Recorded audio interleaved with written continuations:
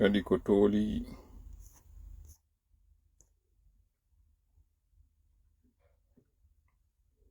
kala inde mum e yettore mum asewe nyande jeego way hande ko jeego ka stam 5 kande ko jeedi 6 septembre jeego lewru jeena burundum hitande guluji didi en nogay e joy commentaire ji di mi fudaki yiwde di taw ok premier commentaire Bari Ousmane Eladji bravo à toi frère Tola bravo à vous aussi Seydi Bari ñewa deniyaɓe bona jawle bona jikku hande ɗo miɗo wadde jeliyagal seeɗa Abdoulaye Mango Jofia Ba bienvenue merci beaucoup merci surtout ko waɗu ɗon kon photo président Aliou Ba andintinen fi président Aliou Ba de ƴino alaka yewtede fi mum fi Habib Marwan de ƴino alaka yewtede fi muɗum fi Billo Ba e Fonike Menge de'i ɗe balɗe ɗo yewtano fi mum fewndo ka tawno Talibi Dabo yewti ɗe balɗe ɗo yewta fi mum seeɗa kono mi yetino min on ko diversion ko fino yeggitiren fi glissement de terrain on justement e yeggitali ɗo heɓi balɗe jelu jibi ndi leydi ɗo ndi ili ndi maawi ndi suumi ɓeeɗo fof ndi ombiti ɓeeɗo gibi ɗe loope ɗo ombiti ɗi cuuɗi maneya heɓi jonte jelu gibi ɗum waɗi ha hande ɗo heɓi jonte jelu mi faala o waɗanan ɗum ka commentaire mi andina ɗo siko mi yiw commentaire ji moɗon ɗin kaka page Front républicain pour des actions patriotiques Bappa Amadou mi yiwrike on ɗon mi landike si ɗon e jam mi landike ɗon Samfa sino e jam lando ɗon kadi tantiyan en ilmiya aussi ɓe jam Allah taw ɗum Stone Diallo salam koto Tola Abdoulaye de Ningelande Pita ɓe Ningelande ɓe fof salminama timɓe Madina fof salminama o yafoto noon si ɗon nande bruit ka yaasi mi ala hande ka suudu miɗo yalti miɗo ari ɗo e garage kaɓe on lan wattande donc certainement ɗo wawa nande yito koko serete pene ko mi anda sino nanade nder gas o nani ara yo yafotola mino noon ko 21h kono mi profiti ɗo iɓe yehi pause ñamoygol min yo mi ɗumanno parce que ɗo ya moins de bruit en attendant donc aray Abdoulaye Kindi a Gomba aray mi salmitike o yiide lope ɗo yetelan gibi mayɓe ɓe maneya je suis maneya deƴƴi wonnoɓe wiide ɓen fof je suis maneya konto won ɗon hande Hadja Ousmane salmitama madame Kadiatou Diallo salut mon frère comment ça va je vais très bien wontirɓe sengo Paris mi hiwritike on moƴƴa non fota non onon e modi mon en ɗon Hadja Ousmane miɗo lando ɗon kono si hay fi mi wuro ɗon kadi Karosa frappe en Suisse et frappe en France on salminama mi yeggitali kadi ɓe Sénégal ɓen mi yeggitali Côte d'Ivoire modi kala ka wontir ɗon on salminama Diallo Afrique salmitama no mi wiri noon waɗanelan ka commentaire mi falaka o live ɗo yo juutu sako ango juutata yetelan gibi loope ɗen ili wari yimɓe ɓen ɗi cuuɗi 17 ɓe woli fi mum maneya heɓi hande balɗe jelu kono noon tun mi faala yo yetolan heɓi balɗe jelu ko goɗɗum mi faala hen landade ɗon ɗo yon jaabito ɗon mi faala landagol en ɗo ɗen andi ɗen mari gite ɗiɗi ɗen mari noppi ɗiɗi ɗen gite ɗi yeyay ko yiɗuɗen e yeyay ko en yiɗa noppi ɗin en nanay ko yiɗuɗen en nanay ko yiɗa mi faala noon landade on mayi bruit on fuɗɗike kadi mi sikkunoɓe fof ɓe yehi ka pause kono apparemment no woodi woɓɓe maɓɓe ɓe tawata yahaali est ce que bruit on ino soñjude on si bruit on no soñjude en acca ya mi yettoya ka suudu sikki sera dans 1 heure de temps on tuma mi waɗoya live on yetelan bruit de fond on est ce que ino affecte de live on ga hay koto Bari Hamidou 224 officiel mi wuro ɗo Zaid Zaid Sengo Sénégal Hamidou Zaid mi sikki kono woni inde nden hiwri kama moƴƴa non kala ono wakkiliɓe yaltintingol golle ɗe toola woni e wadde ɗen ka réseau sociaux ji on salminama ono wonɓe e andintinde ko toola wowluno kon on salminama o weltanama voilà Hadja Ousmane inni ça va ok ça va donc no mi wiri noon là on entend bien ok nafindiren inni on entend bien ok c'est bien en tout cas mi faalaka yon accitu haajuji mon fo aron heɗita gollan ɗo tan watalan heɗitade moƴƴa mi faala kadi noon hande sago an haram ɗo ka suudu non hara mi gollirayno téléphone ji ɗin ɗiɗi noon mi heɗintina on ɗo yewtereji feƴƴunoɗi seeɗa kono miɗo andi ɓay neɓali hakkille mon ɗen iɗe jooɗi hewta ha mi yaha e yaltintingol seedeji seeɗa on addanilan message ji buy particulièrement alaji sellu intervention ji maɓɓe ɗin ɗe balɗe ɗo mi weltaniki on onon adduɓe ɓen fof mi andina on noon haa ka mi jooɗi ɗo mi wawan larde intervention ji ɗin tatino woni ko omo ɓe waɗi France 24 woni ko omo ɓe waɗi TV5 woni ko omo ɓe waɗi GTV1 par contre omo GTV1 mi heɗitike mo hanki mi hewtuno tawi miɗo ŋuŋya mi heɗitimo mi ɗanori ko ɗum waɗi si minni on mi wawali heɗitade mais mi jentike intervention maɓɓe on haa ka ɓe landa ɗon kon ɗum tawi si tawi ɓe hooli justice on par contre mi yimɓe buy ƴettuɓe extrait ji maɓɓe ɗin kupi ko ɓe wowli kon ɓe windi entre autres wiyeteɗo mi sikki ko wuuri nobbe mi sikki ka ko hombo mi yihi no waɗi no na nobbe waɗi no non kanko ko mi yi ko waɗi kon koyemo apprécie président ɓe ɓen ɗiɗo ko ɓattodiri kon ça j'ai aimé ça mais mi yi goɗɗo goo kadi winduɗo mi yeggiti ko hombo innuɗo alaji sellu wi le CNRD Mamadi veut se maintenir par tous les moyens peu importe nous aussi nous allons le faire partir par tous les moyens voilà mi anditi ko BHK Balde ko kanko watno poste o mi anditi o inni nous aussi nous devons le faire partir par tout quels que soient les moyens o windo e ley ton o inni ça j'ai aimé addamɓe lan noon justement intervention ji ɗin sikkuɓe mi wawa yiide ko alaji sello interveni kon e ɗin médiaji e mi précisana o min mi wata yiide kala ko ne feƴƴude e média kumpital e tawede ko chaîne guinéjo ma tawede ko kumpital partage en tout cas ka réseau sociaux ji Guinée Matin Guinée News Africa Guinée kala ko anduɗon innama ko média mi wata yiide figurez-vous ay journaliste ɓe ɓen kamɓe tigi page ji maɓɓe ɗin mi wata yiide journaliste ɓe ɓen si ɓe woni tun ɓe identifiama comme étant un média mi wata yiide wono par exemple on ɓe intal Louis de Finesse mi wata yiide ko publiata kon ka compte ka page ji makko pourtant c'est un journaliste mais na média woni en tant que tel mi wata yiide ɗum ɗo fof ko hollugol on innoɓe wondema komi yawowo renseigno ka réseau sociaux ji ka page ji ma ka site d'information ji mi ara mi yewta on ko ɓen ɗo mi andini konko adduɗon kon fop ko tawata koye ɗin médiaji woni mi wawali uddude mi dara mi wawali suivre GTV1 puisque kamɓe ils émettent aussi sur YouTube mi wawa yiide ko woni ko YouTube donc mi yetike on ɗum ɗon mi fuɗɗino heɗitade ha mi ɗanori e nder mum mi wawa lannitade si tawi no heddino buy mi daari ha ka ɓe innata ɗon ka journaliste yo landiɓe ɗon kon ɗum waɗi si ɓe hooli justice on ɓe yahay toujours e o justice pourtant justice on ala ɓe e jonnude gendo cause ɗum ɗo mi daari ha ka ɓe wonno e jabade ɗon tout compte fait no mi wiri noon mi falano en heɗintinde ɗo piiji kino rien à voir avec ça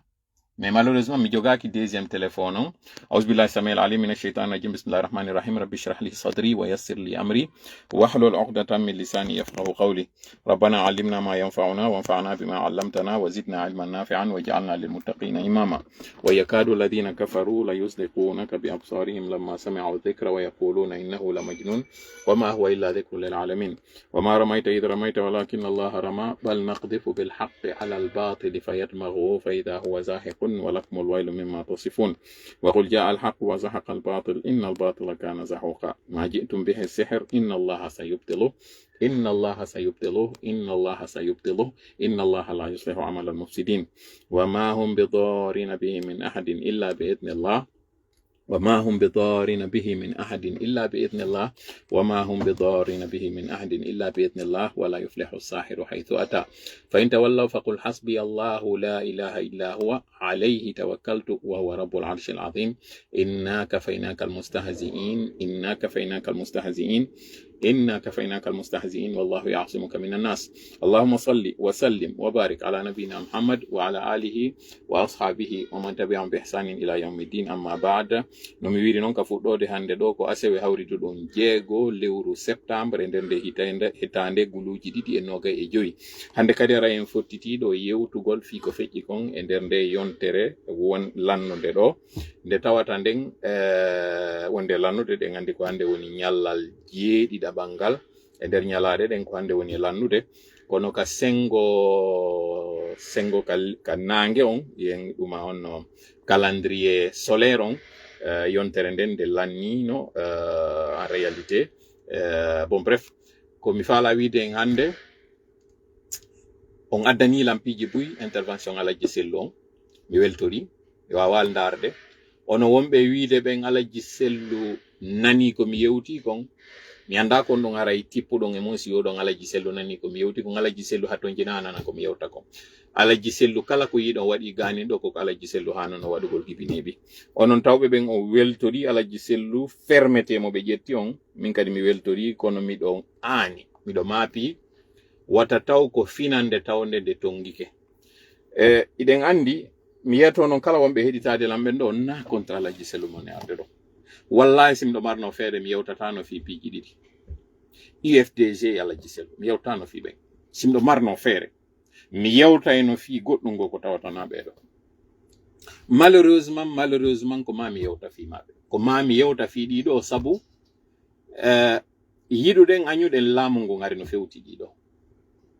si hande ɗo on inni Alhaji Sellu no waɗude ko ɓe hanono wadde kon comme j'ai dit encore une fois wotan yuɓɓidir ɗum e an nami woni conseil Alhaji Sellu qui suis-je fi yomi wawa conseil de UFDG qui suis-je kono en tant que observateur mo tawata en fop ko fewndi kon e hoore lagine no fewti en fof no hanuno yide ɗum ɗo anda senerdo hanino ka tawata ko neeɓi finanayno ɗen mi hanino ka tawata no mi wiri noon mo andi hirande mum ko ɗeɗɗede yo alan sara heewu tun on tippoɗa dande mo andi kañum kadi ɗuuɗa gonɗi yo fuɗɗo wullugo law hande ɗo nous sommes à exactement 2 semaines c'est-à-dire 14 jours ɗo e 21 septembre mo ɓe heɓɓi on accugol ha fewndo ɗo ƴetta médiaji ɗin nanga waɗugol intervention no mi wiri noon miɗo aani wota tawara kelle helti miɗo aani ɗum so jettitike lan no moƴƴa on live on faama kon ɗum min nani miɗo aani ɗum par contre miɗo ngalɗi konno tawiri ko fewndo ɗo noon wona finede fi honɗum ɗum ɗo waɗaka plutôt koko waɗa ɗo en fof ɓe yi en apprécie ɓe yalti il a pris d'assaut tous les médias à la fois en 2 jours Alhaji Sellu a fait 3 médias jeudi il était sur France 24 vendredi il était à la fois sur TV5 et GTV1 pourquoi n'avoir pas fait ça plus tôt fi honɗum Alhaji Sellu waɗano ɗum law fi honɗum o disposition ɗo ƴettano ka hollugol Mamadi il veut se maintenir par tous les moyens nous aussi nous devons le faire partir par tous les moyens fi honɗum ko hande ɗo 2025 fi honɗum ko hande ɗo ɗum wona waɗede soit exactement 4 ans gibi CNRD ari pourquoi fi honɗum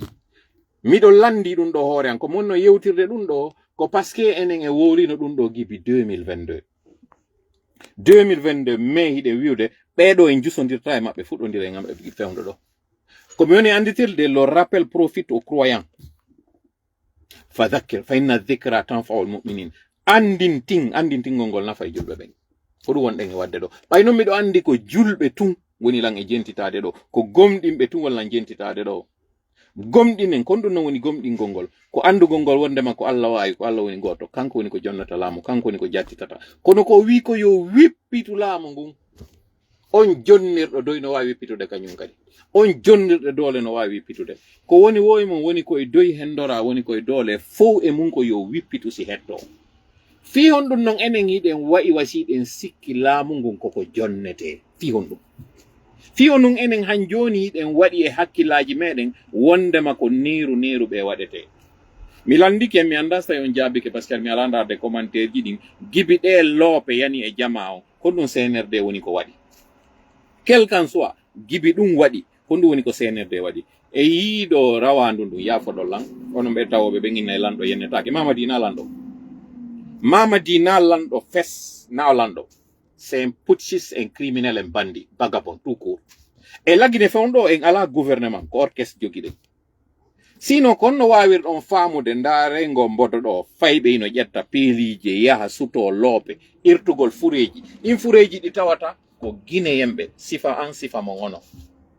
pendant so tan kanko ko woni en e yaltinande o waɗali discours fes o yewtali fes en tant que soldat min mi woni e yewtude ɗo soldat jo tawɗo on si sinistre waɗi ko ɗum waɗi si bononda waɗi yiite huɓɓi leyɗe yani e yimɓe leydi ndin dimbike kala ko waɗi soldaɓe ɓen ko hani ko argol yora paɗeɓe ɓen ino ani argol daro holla jama on ko ɗum ɗo woni ko min ƴettiriteni ko ɗum ɗo yoɓuɗon men fi mum par ce que mi faala andintinde jama on koko innete soldat koko ƴettuɗen enen fi ko aynana en leydi ndin e yimɓe ɓen ko enen woni ɓe yoɓude ɗum no wawa sa ƴetti gardien jo a naati ka suuduma a walike bimbi a fini a tawi o nanganima gujjo hewta ha weltanoɗamo ko si a fini a tawi goɗɗo wujjama ka nder suudu alors que ko ɗum ƴettirnoɗamo ndeññande ko ya raɗo mo naɓamo kadi siɗa faala ittinoyamo par ce que o waɗali ko hani ko mais tuma mi yi yimɓe no inna no weltanade goɗɗo ƴettaɗo golle tawɗo kanko ko ɓorniri teni on ko wona yoɓiyede kon fi mum ko yo yaw o fewta mayde nden sinde arde o hiwande ɗo e nde hewtu jama on sinde ari o yaha o dartano jama on o ɓuyta ŋakke ɗen o ɗuyta e caɗele ɗen oɗo tawi sifa ɗum ɗo waɗay tawa kanko ko yo yaw o jinda kalum o jindita yimɓe miɗo andi ko hen mi jangino article go ka innahi mo jindude ka saare goɗɗo go debbo jonni mo CV muɗum on no wonde ara ko on vidéo woni ko artirita kono tout contre fait fewndo ka fewndi ɗen ɗo est ce que no feppodiri ka tawata ko on vidéo yaltinte ka woni e ƴettude vidéo veloru o jindita en réalité je vais vous expliquer hande live meɗen on ɗo no metti famude par ce que hande toɓɓe ala hande ko piiji ɗiɗi ma tati mi yewtata ɗo fimo ara noon en yewtay fi konko tawata kon ɓe teddina jama on si haaju maɓɓe on yani kamɓe ko haaju maɓɓe on ɓe andi seede on noon mbuuɗi ɗiɗi on ɗon e yiide ɗo eno holle inne ɗi arino ɗi arino neeɓi no ɗi arino neeɓi kono ɓayɗo joni hewti campagne maɓɓe on ɓe yaltinanayi on mbuuɗi ɗin ɓe holla on mbuuɗi yalti yiltite moƴƴa e mbodo gondaron otowal addungal ngal ma on konko ɓe holli on ɗo yahe ka médiaji on image mo mi addana on ɗon contenaire iwɗo Turki ino takko frigowal ngal ndaare moƴƴa otowal ngal kaɓe woni e yaltinde koye keesuwoy ɗon ko otowal remorquewal ngal tawata ko frigorifique wal ene ko on remorque ɗon ƴetta ƴawna gibi kaw iwno to leyɗe porto ha wari o hewti ɗo non ɗi contenaire ji ɗi arino neeɓi kono ɓe haajaka onon ko maporto ɗon mbuuɗi ɓe haajaka warin ko ɗum ɓe ɓuri faalede ko yon ɓillor mbuuɗi ko ɗum ɓe ɓuri faalede son ɓillike mbuuɗi ɓe wona kamɓe jogiiɓe mbuuɗi ɓen ɓe jonna on en fait komi faala wiide senerde ko agenda mum on woni e yaade si ɓe haajama e mbuuɗi yaltuɓe jonna yer haaju maɓɓe on si laawol taƴiɓe faalama e ngol laawol moƴƴintine ɓe waɗa ɗum ɓe haajaka ka yimɓe mayata ɓe haajaka ka yimɓe weelete ɓe haajaka fus mamadi konko wonɗon yiide ɗo o fuɗɗike kanko campagne makko on joni noon miɗo mari komi landoto on ɗo ɓay ko ɗum ɗon woni toɓɓere arannere nden ko mbo faala yo ɗe tampere ɗo yo nde jokku ko mbo faala luttude ɗe lette ɗo mi landike on ka commentaire ji yeetelan ko mbo faala ɗe lette ɗe guine jo woni ɗo e muɗum yo ɗe ɗo yo ɗe duumo ko mbo faala ɗo yeetelan ka commentaire ji haron jenaki fus haron amali haron darali goto kadi bloquetake en toute sincérité ko mbo faala ɗe lette ɗe heɓuɗen ɗo gibi senerde fuɗɗi warde jama on ɗo ko mbo faala yo ɗe ɗo yo ɗe luttu ko mbo faala e ɗe ɗo duumo yeetelan ka commentaire ko hombo faala yo ɗe nde tampere nde wonɗen ɗo e muɗum ka yimɓe nangete soke ware sadakaji itte wonkiji yimɓe hulɓe ne ko hombo faala ɗum hande yo luttu miɗo andi go jababu e mon on mi faala tullandagol on fiisi on wi o e mi andina on noon koko ɓe woni e wiide ɗo ko référendum ko yon yaw wi on hiiɗon faala ngu jagguɗo nde tampere ɗo ngu jagguɗo nde tampere ɗo ɗe caɗele ɗo o taƴo laawi ɗo o sadakaji seytanuji ɗo ko ɗum woni ko faala ɗon, ko ɗum woni yo yawi on wuyi on, ko ɗum firi konko wonɗon e yaade ɗo, ko wonɗon e yiide ɗo musidɓe mon hande ɗo ɓay hiɓe gollude ka gouvernement, hiɓe imposani kala fonctionnaire jo jogiiɗo compte Facebook si o afficiali ka compte makko wondema kile pour le wi ɓe licencié en. Koko wonɗon e yiide ɗo ɗimmeɓe mon e weldiɓe mon hande ɗo no wadde lo wuyi ko parce que no ɓe ƴettirano noon ɓe naɓa kankan, ɓe ƴetta ɓe naɓa boke, ɓe ƴetta ɓe naɓa mamu, ɓe ƴetta ɓe naɓa hen fof ka yiwɗon ɗo ɓe yeehi ɓe inni woko immersion ka ko honno ɓe waɗi ɗum, honno ɓe innuno ɗum, ko la même chose kañum kadi ɓe imposani ɓe ɗo. Jon noon e nder nde ɓitta ɗo e o tampere ɗo, donc enen en holli salaire ji meɗen ɗin ino ɓurani en hettagol leydi ndi. Figine en jongino mapinimi awa teddungal mon toɓɓere ɗimmere nden en yewtay fi o sadaka mo ɓe yehi ɓe waɗoy ka frontiére, on sadaka mo tawata taho o waɗi taw wonkiji ɗiɗi ɗi soli. Wonki arani solkikin ko kinki tawata ko senglejo on woni ko ittiki ɗum hawri koya hayɓe mutaki taw. Wonki ɗimmikin seynerde wowlali fi mum sooriɓe wonnoɓe ɓen e on cortége on ɓayɓe hewtoyi kalum lendire nden kañum kadi ɓe tappi goɗɗo ɓe warimo hari ɗon andi ɗum. Yimɓe ɓe ngara ɗo joni na tola wari kadi hande, tola ko wowlata kon o hottoto woni ko fenowo, tola ko si woɓɓe go wowli nokku go ara wowla, ko arowo jemba ko yawowo heɗito nokku go ara yewta, gasimi jaɓi tola na gonga wowlata. Kono no mi wiiri noon si tawnon ɓe jogi téléphone ɗimmo mi heɗintinay noon ɗo anduɓe ɓen noon gonɗum nde mi wowluno e asewe feƴƴunoɗo ka ko yalati en tout cas weekend feƴƴunoɗon konɗum nde mi wiwno en min ni on are heɗitoɗon ɗo ɓay fo gayni wowlde ko wowlata kon wondema o tappi o tappaɗo ko jongallejo ɗum ɗo fof yewtama fimu min are noon mi yeeton ko tawata goto yeetaki on, mi yetanoki on ka nder otowal debbo warino ton mi wowluno ka mi wowlano ka nder otowal debbo warino ton. Mi faala ɗum ɗo yon jaabo ka commenteji taw si feƴƴen ɓay on heɗitike senglejo on ko ari yewti kon ka barowal ɓay waddama mi andina on noon mi darali à part ka woɓɓe waɗi kupi parti woy ka woni e wullinkinade e kaɓe kupi parti woy kaɓe inni ɗon yo ittu linetje ɗen e ɓe kaɓe kupi parti woy ka wi ɗon o yi oya tomban glissant allant vers sa côté o inni vers ma côté ɗum ɗon kay mi yiɗin ɗon ko ɗin ɗon tun. Est ce que onon sivuɓe ɓen sur médiaji waɗunoɗi ɗin on audience maɓɓe entre guillemets public on nani ka woli kon fi on debbo kono wakkili yanugol e ɓeygu makko doola mo yeetomo yo wi'u ko kamɓe wonduno, yo ɓeygu makko wi'u ko kamɓe wonduno. Mi yetano ko min her mi wondi e debbo ko hombo nanno ɗon hari no wowla ɗum fewndo konko yiwɗon ɗo o foɓɗi réseau ji enflammike kombo nanno ɗon no wola fi debbo nde ñande ko hombo yeetelan ɗo. Je vous lance le défi yeetelan goɗɗo e ɓe wonɓe communiqude fof ka réseaux sociaux ji, que ce soit en média traditionnel ou média social, yeetelan ko hombo yeetino on lors de l'accident il y avait une femme dans la voiture dans le véhicule kombo yeetino on ala on ala on aw hande kadi pooɗe noppi noon kañum kadi mi yeeto on ko tawata aucun média ne vous dira yon noon andon pourquoi déjà ko ɓe wi ɗo simulacre de procès ko on ɗum waɗi ɗum. Vous allez nous respecter ici parce que on nangay ɗo wiwgol ko marɗa o ko argol tonga men wowla wono ɓe aroɓe ɓen ɗo tawoɓe ɓen d'ailleurs qui seront bloqués kala arowo ɗo nangay wiwgol tu vas trop dans les détails, tu perds du temps a répéta woni hoorema. Oui c'est fala ko heɗitade ɗum ɗo c'est simple, siɗa jogi chaîne ji buyi ka télé ma hiɗa mari zappugol zappuya c'est pas grave. Kono ko an wowlowo ɗum ɗo ɗa wawi joɗade 30 minutes 45 minutes jentitaɗa goɗɗo tawɗo ko yennugol tu woni wadde jusqu'à la fin kono toujours harayɗa humpa kono ɗum ɗo lannirta ɗum ɗo a hawjanta ko an joɗoto ndara match mo 130 minutes mo 1h30 minutes ka 90 minutes joɗoɗa ndara o match hara pause on tawaka prolongation tawaka kono aynata ɗum ɗon no juuti. En fait comme fala wiide jama mi ala jeejude goto yar heɗutola miɗo jeeji non kala arɗo heɗitila yo heɗololan hakke ɗum ɗo miɗo jeeji on wata on duppo wata on hawju senerde koko woni e wadde ɗo koko janga joɗa golla e muɗum mi hollay on non hande ɗo ko honno tawiri ɗi réseaux sociaux ji ɗiɗi wonɗen e yewtude ɗo e muɗum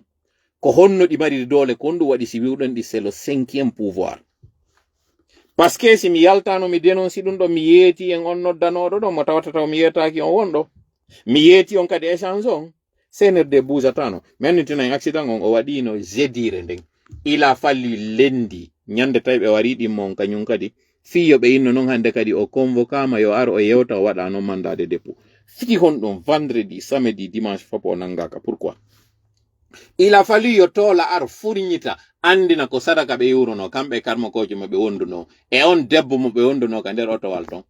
wowla kañum kadi on kuude fil mo tawata goto wata on yetade fi on kuude fil ɗon om noddanoɗo ɗon nde yewtere nde mi yeetino ɓe yeetike on kon ɗum ko oron duwa waɗede yeetiɓe kañum kadi ko ɓe waɗata kon fom simi arano mi woli fi ɗum ɗo mamadi ƴettatano téléphone muɗum on yetoɓe ɓe ƴettumoɓe yaaɓe waɗa semblant oɗo alors je vous l'apprends ici mi ƴettali finkari mi feraki hayre mi waɗali hoyre mi waɗali ƴiƴam mi waɗali yiite fos ɗiɗo waɗali il a fallu ici que nous soyons très informés alors mesdames mesdemoiselles et messieurs wonɓe jentitade lan ɗo sadaka mo ɓe yiɓe waɗoy ton on ko sadaka satanique jo kañum kadi golle jalan golle ƴiƴan ɓe yetana noon wonkiji solaygoy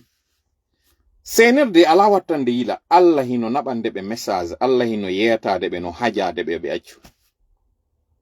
yetelan ko ɗum woni ko CNRD memminta ko tawata ɓe ala yide tanaji e muɗum yetelan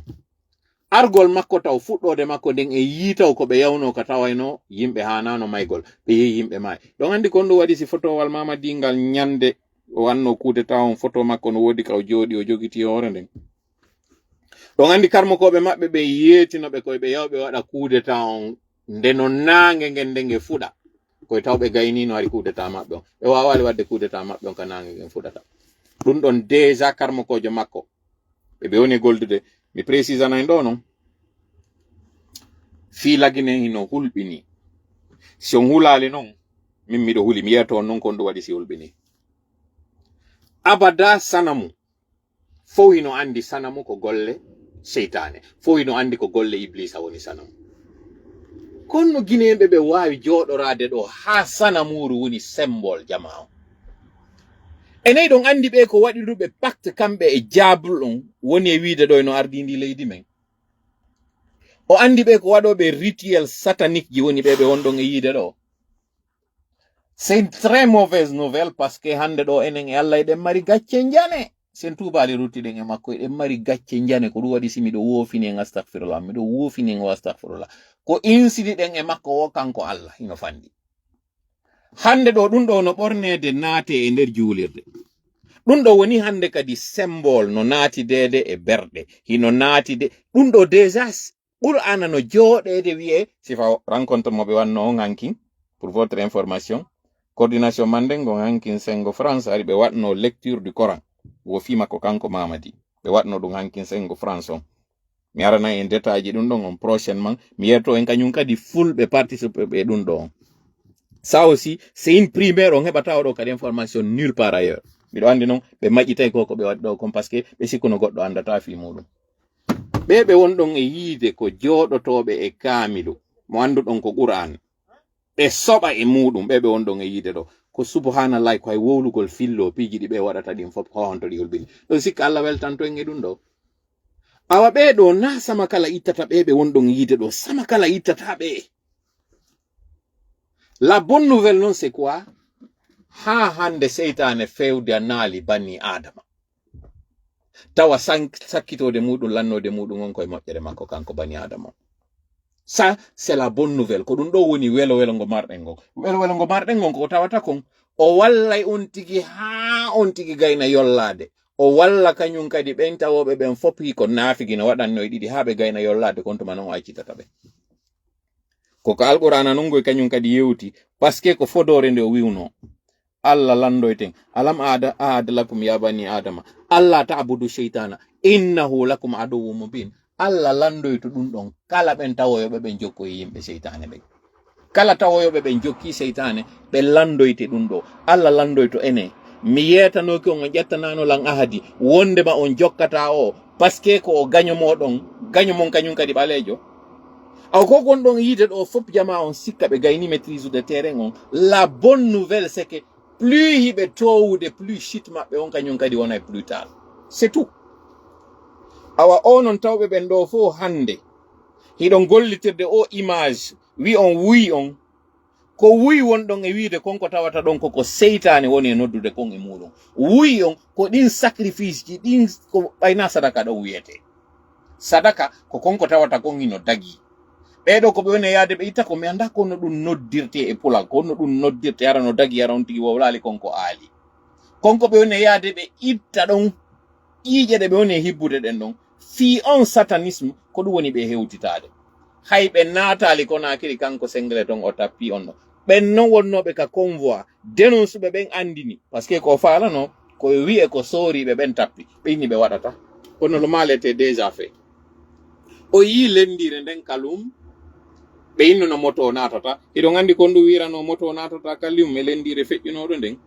Mon frère Tola, aidez-nous à vous rejoindre dans cet combat s'il vous plaît. Bari Mamma Bari ko ɗum ɓe wi. C'est simple. Add des messages ka page frappe woɓɓe no ton ɓe contacta yon. Hiɗon andi kon ɗum lendire nden innirano moto o natata Conakry hiɗon andi ari. Alors pour votre information ɓen sooriɓe non tawaɓe ko woɓɓe maɓɓe woni men informude ɓe andata wonɗo ɓe inni ɓe ƴettata responsabilité par ce que ko ɓe falano furi on ɓay ko kamɓe yawno tippinoymo ka morgue koya yo wonu ko kamɓe cortège maɓɓe kamɓe soori ɓen par ce que ɓe permetta fof yo taw yo wi'e ko kamɓe woni ko duɗɗi ɓe inni ɓe waɗata ɗum. Mais waɗunoɗo konko itta ɗon ɓayna sadaka noon no mi wiri no mi anda kono ɗum ɗon noddirte. En tout cas ɗen ƴiƴe ɗe ɓe yawnoɓe hibboy ɗon ndun tuundi ɗi ɓe yawnoɓe waɗoy ton ɗin geddi ɗi ɓe yawnoɓe waɗoy ɗon o ni kaka chantier makko wonno yiwde. Si ko gonga yoɓe holluɓe prouvana en koye chantier makko wonno yiwde ko ɗum ɗon landi ɗen c'est très simple. En attendant version mo kañum sooriɓe ɓen jonni en ko sadakaji ɓe yiwno sino wi'e sadakaji ko offrande ji ɓe yawno waɗoygol ton ittana sanamuji maɓɓe ɗin ɓe yetano noon wonkiji solay seede muɗum on noon ɓe fuɗɗoto ittude wonkiji gibi ka ɓe fokkiti. Donc ɗum ɗo si mi arto e version française on mi yetoto kañum wi'aɗo ko procureur on e kañum juge on ko ɓe faala wadde ɗo simulacre de procès aren ka sengo saria ko non saria on wi'i si tawi goɗɗo waɗi homicide involontaire ko duuɓi jelu ha e duuɓi jelu alamañaji ɗin ko jelu si tawi innama joni pardon on innama ɓeygure nden joni désisti ɓe acci est ce que action publique kon haray maayi est ce que ça éteint la procédure ɗum fof mi jaabo toon e nder o live ɗo si Allah jaɓi ma mi jaaboyo ka français si Allah jaɓi ala kulli ha live meɗen on heeɓi 33 minutes. ɓen sooriɓe ɗon naaɓe fof wonno d' accord yo dénoncé ɓen ɓe tawno wonano d' accord lendire nden ɓe tappi goɗɗo wiyeteɗo Mohamed Camara. On Mohamed Camara ko ɓe tappimo ko binde immeuble LG anduɓe ɓen immeuble LG bâtiment wonɗo on saare ko ɗon ɓe tappimo. Ono wiyeteɗo Mohamed Camara ko gaarowo non otoje Kaloum lootana yimɓe otoje yerko ɓe naati kon ka bureau ji saare ton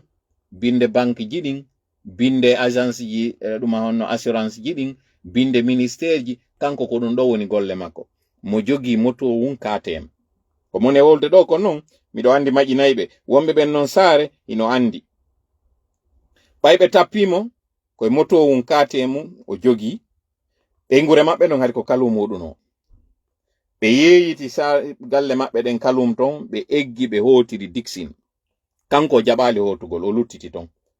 yimɓe ɓen no nodda mo ñinne ko non ɓe noddatamo ko sirno makko on non eɗen andi no ñinne ko jinna ko non ɓe noddatamo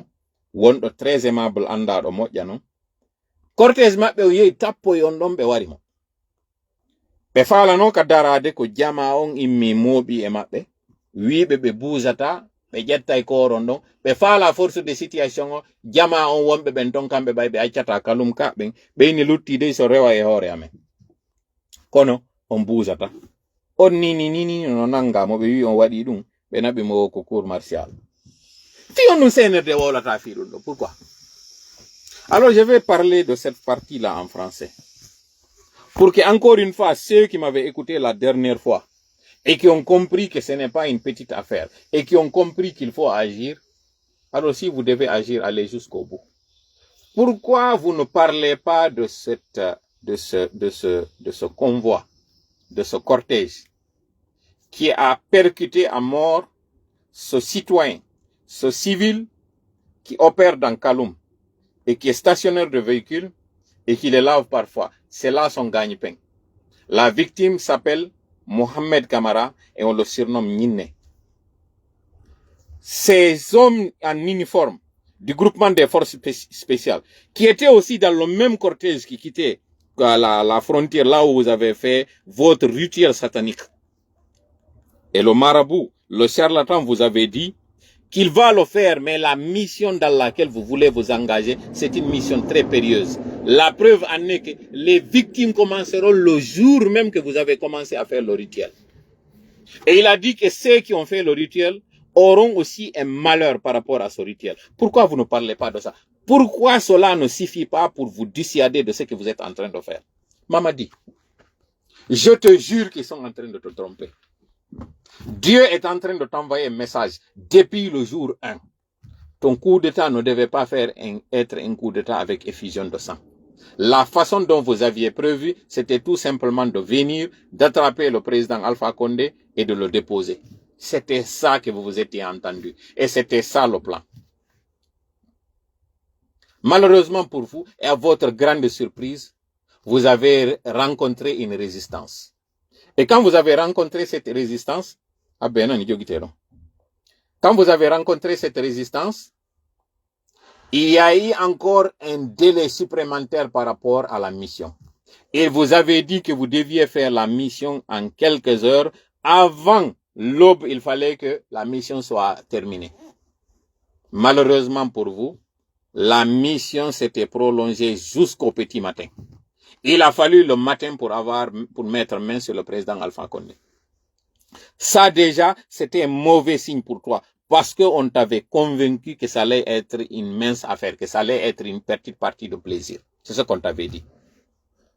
C'est pas pour rien que le jour du coup d'État,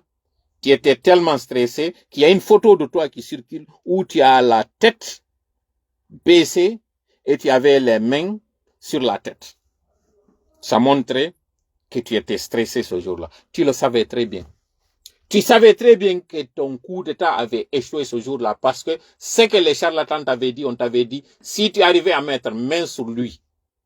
pendant la nuit et qu'au petit matin tu étais déjà installé, ça veut dire que les choses allaient se passer très bien pour toi. Mais que si par contre,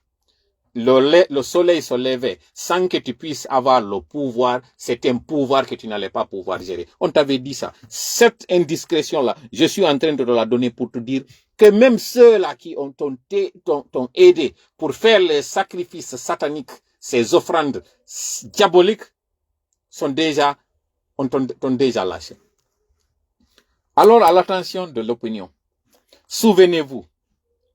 combien de personnes jusqu'ici, faites le décompte, ont été percutées par le cortège de Mamadi Doumbouya depuis le tout début? Dites-moi. Dites-moi combien de personnes vous connaissez. Des personnes percutées par son cortège. C'est-à-dire partout où il vient, c'est le malheur. À chaque fois que vous voulez changer quelque chose et revenir sur votre parole, vous voyez la calamité qui suit. Depuis que vous êtes là, combien de catastrophes en catastrophe. Quand vous avez décidé de vous lancer pour cette campagne, pour vous maintenir au pouvoir, combien d'innocentes personnes sont décédées, ont péri à Zérékoré. Ça, c'est un signal. Parlons justement de Zérékoré. Lorsque tu étais allé à Zérékoré pour la fête d'indépendance, combien de jeunes avaient péri sur le podium? Ça déjà, Mamadi, tu devais comprendre que partout où tu viens, tu sèmes la désolation. Et malheureusement, ce sont d'innocentes victimes qui périssent. Dieu est en train de t'envoyer un message que tu dois décortiquer, que tu dois saisir. Nimrod était connu pour être un dictateur. Je ne sais pas si c'est exactement lui, mais en tout cas, le prophète Abraham, paix et salut sur lui, quand il était venu avec son épouse Sarah, et que le dictateur, je pense que c'est Nimrod, quand il a voulu la retirer de ses mains, et qu'elle a dit, je me confie à Dieu, quand elle a fait sa prière et que sa main a tremblé, qu'il a eu des maux sur son corps, il a fini par lâcher prise, il a rendu la femme à son mari, qui est le prophète Abraham. Lui, on dit que ce n'était pas un croyant. C'était un sataniste parce qu'il avait vendu son âme au diable. C'était un dictateur.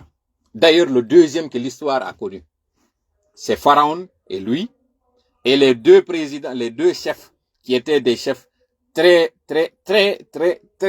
pieux, que l'histoire de l'humanité a connu, c'est le prophète Salomon et c'est le roi Suleiman, et le deuxième c'est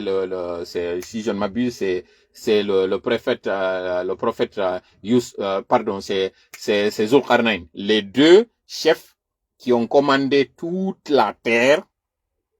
en étant pieux, généreux et aimables envers leurs concitoyens. C'est Zulkarnain, qu'on appelle Alexandre, même si ce n'est pas lui, mais on dit Zulkarnain. Il a dirigé du lever au coucher du soleil en respectant les principes religieux. Le deuxième, c'est le roi Salomon qui a dirigé toute la terre, y compris les animaux et les djinns. Et les deux dictateurs qui ont régné sur la terre d'une main de fer, c'est Pharaon et Nimrod. Voilà les deux. Même Nimrod, quand il s'est rendu compte qu'il y a un message que Dieu est en train de lui envoyer, il a fini par lâcher prise, il a remis la femme à son époux. Mieux, pour ne pas que le sort continue sur lui, il a pris une deuxième femme qui était une captive quand ils sont venus pour conquérir un royaume. Ils ont pris les belles femmes de ce royaume, et parmi ces captives, il y avait une belle femme qui s'appelait Hajar. Il a pris celle-là, il lui a donné à cette caravane, il dit, je te donne cette femme en compensation parce que je vois que ta prière est entendue, et quand je me suis dirigé vers toi, j'ai eu mal sur le corps, ce qui m'était jamais arrivé, c'est qu'il y a un pouvoir sur toi. Si ce mécréant a pu saisir le message de Dieu, qui es-tu, Mamadi Doumbouya, pour ne pas comprendre que Dieu est en train de te dire que tu t'engages vers un chemin périlleux? Combien de désolation? À peine que vous ayez dit que vous avez lancé votre campagne pour le oui, que les ponts ont commencé à couper. Est-ce que cela ne te suffit pas pour que tu comprennes que Dieu est en train de te dire encore une fois, reviens, arrête-toi sur ce chemin-là ne va pas être profitable à toi. Pourquoi il est si difficile pour toi de comprendre ça, Mamadi? Tu sais que tu es maudit. Tu sais que tu n'as pas la baraka de ta mère. Parce que même ta mère t'a dit, il ne faudrait pas du tout revenir sur ta parole. Elle t'a dit ça depuis la première fois. Mais tu es en train de faire fi. Alors je t'informe que ton pouvoir ne tient que sur un fil. Il reste une dernière chose, une dernière erreur que tu vas commettre. Il y a une femme. Ça parle d'une femme. Ça parle d'une femme, Mamadi. Tu as déjà touché toutes les sensibilités. Il y a une femme, il y a l'affaire d'une femme qui vient. Je ne sais pas comment. Je ne sais pas qui est-elle. Je ne sais pas où. Je ne sais pas quand. Mais vous allez vous en prendre à une femme. Il y a une femme sur laquelle vous allez commettre la pire des injustices. Pire que tout ce que vous avez fait à date. C'est de là que ton régime va tomber. Cette femme-là, sur laquelle vous allez faire un tort inestimable, incalculable, ignoble. C'est lorsque vous allez faire ça sur cette femme-là. Ça peut être une fille, ça peut même être un bébé. Mais cette femme-là, lorsque vous allez commettre ce que vous allez commettre sur cette femme-là, les parents de cette femme-là lèveront les mains sur le seul créateur Dieu, Allah. Ils imploreront l'intervention d'Allah. Et c'est ce jour-là que tu vas voir ce qui va arriver. Mamadi, le temps est encore opportun pour toi. Il y a encore une possibilité que tu puisses t'en sortir. Tu as vu déjà ce même cortège qui est allé faire ce dernier rituel. Le civil a un problème. Les militaires encore ont percuté ce dernier. Déjà 2 victimes pour une seule mission. 2 victimes. Et le décompte ne va pas s'arrêter là-bas. Et le pire, c'est que c'est ton entourage qui sera dans des situations dramatiques. Tes enfants courent un gros risque, un gros danger. En tout cas, les enfants de ceux-là qui prétendent être des dirigeants, vous risquez gros. Les plaies d'Égypte ne sont pas loin. Ne sont pas loin. Et parmi ces plaies, il y a la mort des aînés. J'ai oublié si c'était les aînés ou bien si c'est les plus jeunes. En tout cas, vos enfants courent gros. C'est la même chose qui était arrivée au président Badis. Quand son fils Moriba était décédé au niveau du Canada. Vous risquez gros, Mamadi. Je ne sais pas les détails de la calamité, de cette catastrophe qui va vous arriver, mais vous risquez gros. Cette affaire de cette femme-là, méfiez-vous. Faites beaucoup attention. Satan qui est en train de vous guider n'est pas en train de vous guider pour une destination heureuse. Sachez-le et ne négligez pas ce que je suis en train de vous dire. Sachez-le. Vous êtes en train de penser étouffer le monde. Vous ne pourrez pas. Parce que ceux qui nous informent là sont avec vous. Et ils sont comme pour Pharaon, ceux-là qui étaient en train de le conseiller pour lui dire arrête. Des gens qui sont avec la cause à l'extérieur. Mais qui sont en train de cacher leur appartenance à nous qui sommes en train de vous combattre. Ils nous disent ce qui se passe à l'intérieur pour que nous le disons au public. Ceux-là qui sont en train de te conseiller, écoute leurs conseils. C'est que la situation est en train de te conseiller, écoute la circonstance, regarde. Vois, rends-toi compte que toi-même, tu ne pourras pas t'en sortir dans cette histoire. Tu ne pourras pas, Mamadi. Jama Guinée, comme mari comme yetoto ondo. Omo be wari do wiete do nyinne. No be waddiri non kanyum e sengleten do. Miñiraw makko on taw déjà gibi ndem fatunde waɗuno ko kanko on no wallitinoɗo ɓe ngure nde pay ɓe yeeyiti galle maɓɓe ɗen kalum ɓe yeehi loosogol ngol terlen ka balli e woɓɓe inni dixine woɓɓe inni ko terlen ma onno woɓɓe inni ko terlen matamri ndin en tout cas do a feƴƴay po wi novembre on ka ɓe yeehi ɓe ƴettitoy toon su kanko jaɓali jokkude ɓe o lutti kalum ton ko kanko ɓe tappiɗo ɓe waɗi la même mission le même cortège yawnoɓe waɗo yontana ɗon ko ɓen kañum kadi waɗɗon ɗo simi yaltano mi yewti fi ɗum ɗo ɓe memmintano ɗum joni noon komi faala yon humpita ɗo ko simulacre de procès ɓe woni e waɗude woton habbo goɗɗum no yalti ɗo ka tawata innete nafa e jama o ko sama kala wi ɓe woni e waɗde mi adresse to noon e procureur on mi adresse au kañum kadi e juge on ɗo à la fin de mon live là si c'est vrai ɓe faala waɗude justice tigi tigi mi andina en taw non koko waɗi ɗo homicide involontaire peine on c'est de 1 à 5 ans peine on homicide involontaire en tant que tel hara circonstance atténuante heɓaki circonstance aggravante heɓaki c'est-à-dire ko ɗuytata e ko sattinta ala nder ton ko hitande ha duuɓi 5 si tawi noon circonstance aggravante waɗi ton ɗi noon circonstance aggravante ji ko ɗi 4 ara noon himo dogude nun a une vitesse tawɗo no feƴƴiti limite on ɗon ça c'est une circonstance aggravante si ɗum ɗon tawama hande kadi en diway innugol ngol 1 à 5 ans mi yettoyto non ko jelo ara yaɗoyta pardon 1 à 10 ans excusez-moi 1 à 10 ans ko ɗum ɗo woni sentence on 1 à 10 ans si circonstance atténuante ji ɗi ngala ko 1 à 10 ans amandon pardon amandon 1 à 5 millions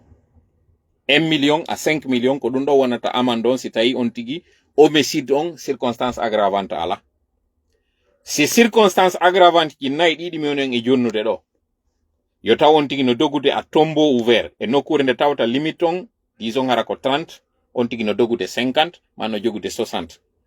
preuve yaltita wonde ma hi ko ɗum ɗon on ti wonno e dogirde hande kadi hara on tigi heɓata circonstance atténuante ko circonstance aggravante circonstance atténuante non ko on ɗum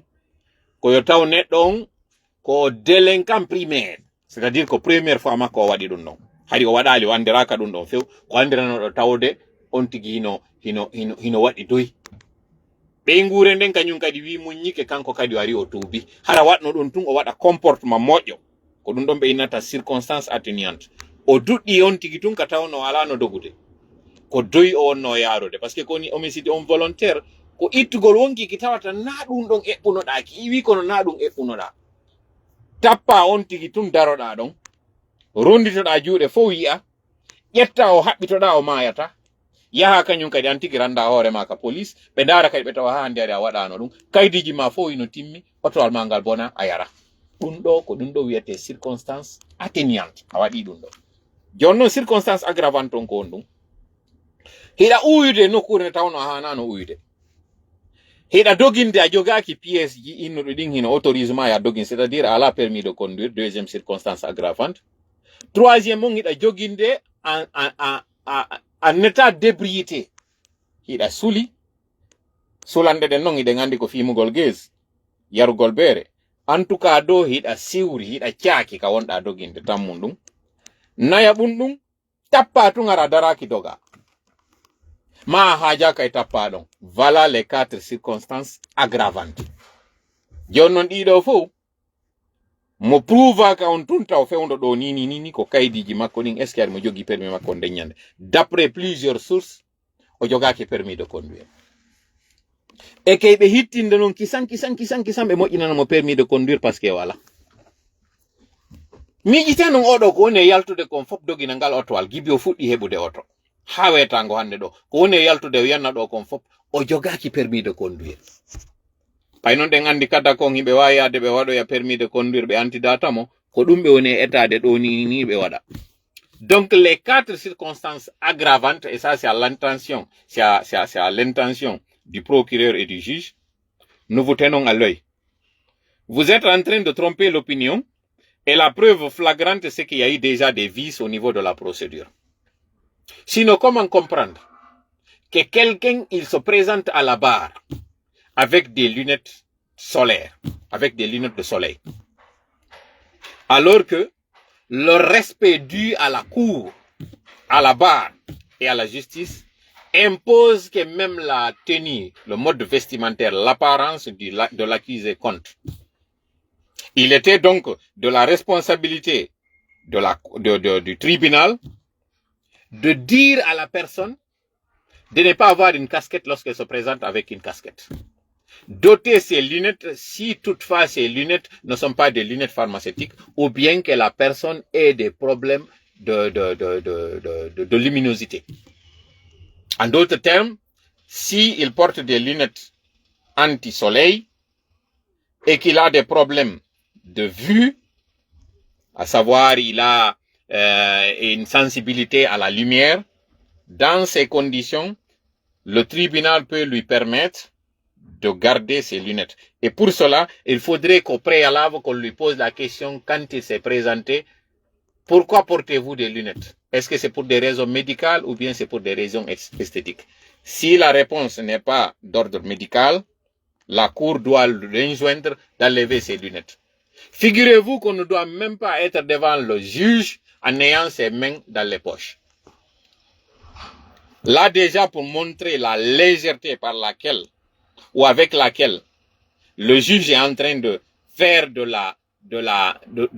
donner déjà de la faveur à l'accusé, il a fallu que Maître Béa, qui est un avocat expérimenté, qu'il fasse cette remarque et qu'on lui dise d'enlever ses lunettes. Comme si on était dans des funérailles. En fait, ce jeu ces langues de crocodile que vous êtes en train de faire là, aggrave encore votre situation. Les larmes qu'il est en train ces semblants de larmes qu'il est en train de verser, c'est du cinéma. Quand il a accidenté le monsieur, sa plus grande préoccupation était que les gens s'en prennent à lui plutôt que de descendre du véhicule et aller s'occuper du blessé. Il a fallu plusieurs minutes, pendant que le corps était sous le véhicule, ce qu'il a eu comme réflexe, c'était d'appeler son protecteur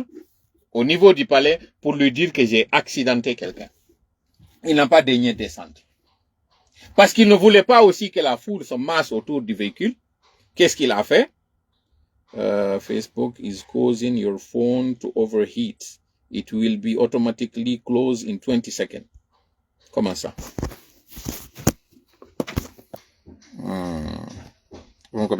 message, c'est faux ça. Vous êtes en train de mentir parce que vraiment, on a vu ça lors Bon, Milani Toro, ben, ni dans 20 secondes téléphone on a notre dos, je comprends pas pourquoi, parce que mon téléphone n'est pas chaud, contrairement à une béone woli de non. Tout compte fait si d'ani qui ande mi ataka ko Facebook message do téléphone a dani mini wo Facebook communique com Facebook téléphone wuli. Je comprends pas si c'est vrai, bon, mais là, il nous courait de climatiser, ça c'est vrai, mais c'est pas une raison. Tout compte fait, comme il faut la yeta de on diamant si on de la moya. Si t'as une circonstance aggravante qui arrive, la personne risquera de 7 nanemini de 1 à 10 ans. Hande kadi are plafond oya jusqu'à 15 ans. On tigi yoba kanyun kadi alamani nanemini no ko 1 à 5 millions. Hande kadi wona double wona hande kadi de 5 à 10 millions ko dungo doa yobude. Mais andina do non, il n'est pas du tout question, il est hors de question, quelle que soit la largesse ou quelle que soit la faveur que veut lui adresser le juge, il est impossible qu'il soit acquitté. Ça, déjà, c'est connu d'office. Il ne peut pas être acquitté. Ça, c'est pas possible. Parce que quand il a accidenté la victime, il ne s'est pas arrêté. Il n'a pas daigné prendre la personne. Il était en train de rouler à tombeau ouvert. Malheureusement, on a dépassé la limite, le délai dans lequel on devait lui faire un examen d'urine pour savoir s'il n'était pas en état d'ébriété. Et l'état d'ivresse, ce n'est pas simplement la consommation d'alcool. On nous dit qu'il ne consomme pas d'alcool. C'est ce qu'on nous dit. Mais c'est un consommateur de chanvre indien. Or, le chanvre indien fait partie de ces substances interdites pour un conducteur de véhicule. Donc, ça entraîne l'ivresse. Donc, parmi toutes les circonstances aggravantes, 3 sont avérées. Il était en train de conduire en excès de vitesse. Il n'a pas donné de la compassion. Il n'a pas du tout accordé de l'attention aux blessés. Il a négligé. Il a fait un délit de fuite. Il ne s'est pas arrêté. La seule chose qui reste, c'est que c'est de prouver si bon, il y a 2 choses. C'est de prouver qu'il était en état d'ivresse, ce qu'on ne peut plus faire parce qu'il a dépassé le délai. S'il n'a pas touché à une substance interdite pendant ce temps, donc les traces peuvent ne plus être retrouvées dans ses urines. Faut dire les choses comme telles. Mais que le juge sache que le minimum qu'on aurait pu lui accorder, c'est-à-dire en cas de circonstances atténuantes, c'était de lui accorder 1 an, dont 1 mois ferme. C'est-à-dire il a 11 mois